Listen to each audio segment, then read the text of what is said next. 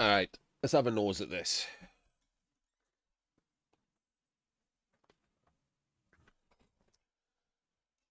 Hello, everyone. Welcome to a Penguin Academy preview of one of our next playlists, which is going to be gameplay analysis of Jimmy Fantastic's Super League, the Winter 2026 one specifically.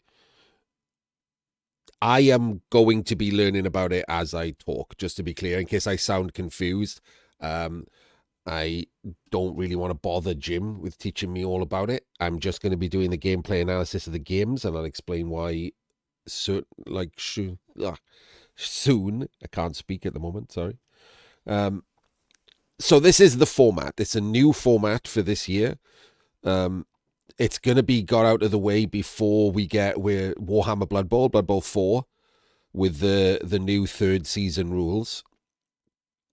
So it is a single league of 34 teams. The first round randomly drawn, and then everyone plays 5 games in Swiss. Swiss being, the winners play winners, the losers play losers, etc. And then the top 4 qualify to the knockout round, and then 5th to 12th will enter a playoff round for the final 4 knockout phases to try and protect against Dysons a little bit, give people a second chance. And then that moves on to the knockout stage. The knockout stage will be done in Vituk, which is first to 1.5. It's not really best of 3. I don't know why Jim has called it Vituk best of 3. It's not best of 3, is it? It's first to 1.5. Just to avoid extra games being played. And then the semi-finals, a third place match, and the grand final will happen. I believe the next slide is this. Round 1, quarterfinals, semi-finals, finals, etc. And there's a third place match. And so let's have a look at who's in this, which is the important part, and one of the reasons why I'll be covering it. So I guess I should utilize this little moment to say there is another Super League. Please don't get this confused with the other Super League, which is on Fumble. That's just called a Super League, right? It's just a regular league. Anyone can join. Yeah, okay. The top of a league, like any long running league, has mostly decent players. But this Super League is the one that's invitational. It's based on things that you've achieved in Blood Bowl 3. Um, so it's invitational, but you have to still have qualified by doing something in Blood Bowl 3. In case you're wondering why I'm not there, it's because I haven't played Blood Bowl 3 competitively in the last year. Um, I will be starting again with Warhammer Blood Bowl, so hopefully I'll be in the next Super League, but I haven't played anything to qualify. So at the top, we have the 2 guys that fought it out for the recent World Championship, which are Andy Devo and PC. So already off to a good start, followed by 2 of the best Russians, Diomed and Bright. Then we have Olivier Dulac from the World of Tabletop, who qualified via the last Super League, the last Winter Super League, and Wenteros, who also qualified with him. K-Fool and Spartacus are in from the Spring Super League. Arzawane and Jim are in from the Summer Super League. And Frankie is also in from the Summer Super League. Then we have ladder winners. Monitor, Crystal Hunter, and Vaughnsa were the top 3 for season 6. Mankiz, Nightwatch, and Mankiz and Nightwatch from season 7. There's only 2 there, so I'm assuming the other one was someone else already qualified, was already in this, or they didn't answer or didn't want to play. Same with season 8, which just has Vela Hopia. And then Mr. Page and Dire Lion from season 9. So there are some people missing.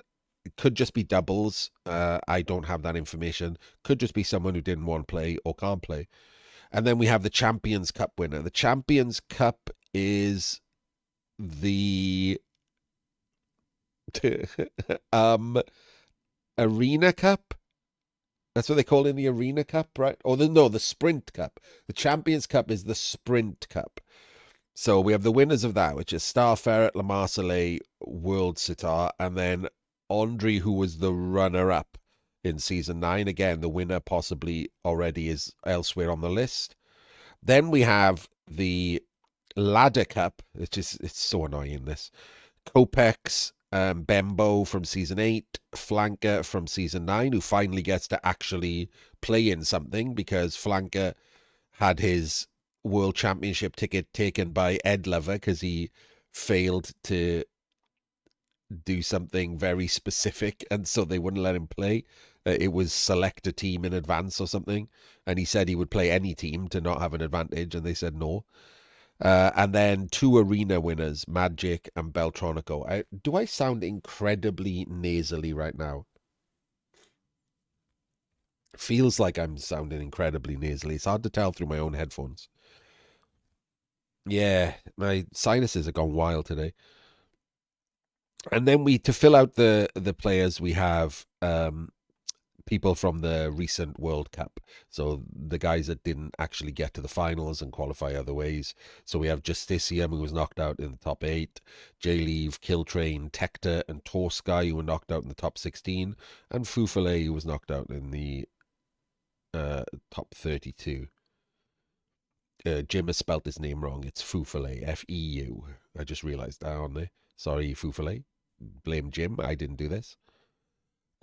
So, not, only top tier players. There's actually no way to run a competition with only top tier players on Blood Bowl 3. There aren't enough of us playing, quite frankly.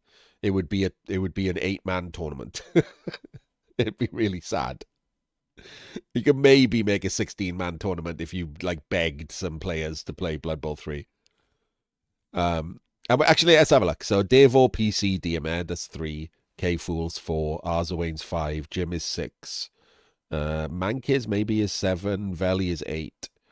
So there's your 8-man. World Sitar and Andre makes it 10. 10. Yeah, okay. So yeah, you can't. I mean, you would really have to beg. I'd be in there for 11. Who else plays Blood Bowl 3? Cruz just started playing, so that's 12. Colian plays, that's 13. Who am I missing? You could maybe get 3 bubble coaches to fill out a 16-man tournament, but it's not a lot, is it? There's just not enough playing. We lost a lot of players on the transition from Blood Bowl 2 to Blood Bowl 3 and didn't really get them back. There are some top-tier players on Fumble that don't play Blood Bowl 3. Yeah, we're struggling. But this is still a stacked tournament, right? Because a lot of the people that I didn't just name are still very good second-tier players. And there are a few who are just filling, the gaps. But nobody here is a penguin.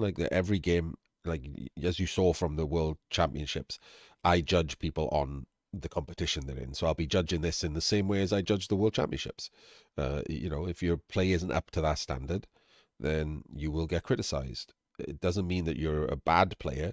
It means that you're not at the level that is expected for this. That's not the same thing, right? The only reason these people are in this is because they won something.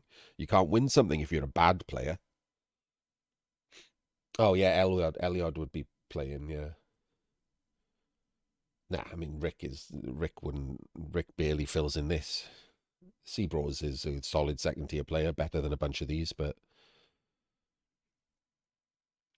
so Eliod is definitely a top tier player and could be in this,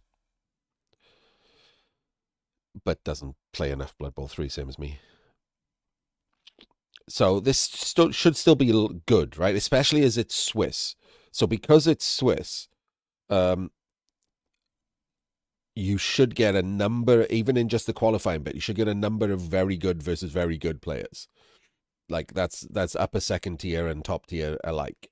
So half of this squad are included in that, right? There are a lot of upper second tier players in this. And this, just to be clear, this is just my ranking. Other people are more generous with, calling people top tier players and things. I'm not really, because I don't even think the top tier players are actually top tier players, and I'm including myself in that. None of us play Blood Bowl for 50 hours a week, and can tell you the exact percentages of which squares the ball's going to land in on a throw in or a kickoff or anything. That's the kind of thing that if there was money in Blood Bowl, there would be people who could do. They would just immediately know all of those numbers because they would have studied it. They would know how to do every one turn against every defense. It would become like chess. People would be studying it, but there's no money in Blood Bowl, so none of us do that. So the best of the best in Blood Bowl are still only good, which is why I'm more harsh on the people who are, to a lot of people, also very good. Lots of second tier players are very good, and as far as comparatively to the field goes, but not for me. I judge myself as harshly as everyone else. But this should have a lot of good Blood Bowl in it. Like, I don't know who's playing what. We will find that out, and we'll go over every team when we do a game. That'll be interesting to have a look at each team as we go. So I can't tell you who I think's going to win or anything like that. I'll do another one of these before the knockout finals where I will be able to talk about that, because I will have seen them play their teams. As we saw in the World Championship, even though he won, Davo wasn't very good with Old World Alliance. I don't know what he's taken in this. And same for some of the other players, right? Some of the other players seemed very, very uncomfortable with their team choice. They didn't play their team very well. They were still good players, but they just didn't play their team. Like Vela Hopia didn't pick a very good Elven Union team. He still got to the round of 32 knockout finals, but just through skill. But then he's playing with a handicap. So I'm not going to do that now. I'll do that for the knockout finals. But hopefully this will cover us for a while. We haven't got any good content or cups. The ladder is useless for that. So this is basically, to me, the second best competition in Blood Bowl. The first is, for me, Fumble's Black Box Trophy, which I'll be playing in again come January when it starts again. Hopefully with the new rules. Third season. So I will be putting them on YouTube as well. I'll talk about that in a different video. But this is definitely the best Blood Bowl 3 competition. I think it's better than the World Championships, frankly. A lot less filler. It's just a lot less filler. Everyone top tier from the World Championships, I believe, is in this. So and it separates the wheat from the chaff, and so it should be more good games on average. So hopefully you will enjoy this. It'll be something to watch for the next, I don't know how long this is going to take, month or two. And I will see you in the very first game, which will be next in the playlist for those on YouTube. Bye-bye.